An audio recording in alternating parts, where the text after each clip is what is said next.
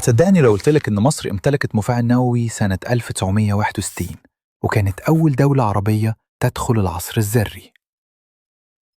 العالم كان لسه خارج من الحرب، واللي عنده ذرة كان عنده سلطة، ومصر كانت موجودة في السباق.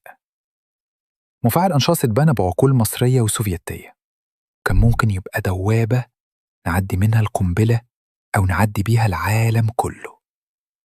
بس من وقتها كل خطوة علمية مصر كانت بتاخدها كانت بتنسحب منها بهدوء وبضغط وبخوف. أنشاص اتحول من مشروع نووي لكومة ورق بيراجعها موظف كل كام سنة. ليه؟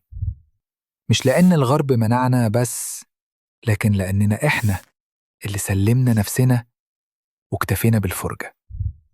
مفاعل أنشاص مش بس تجربة علمية، دي كانت فرصة تضرب بيها الترابيزة على الكبار، وإحنا اللي رميناها بإيدينا.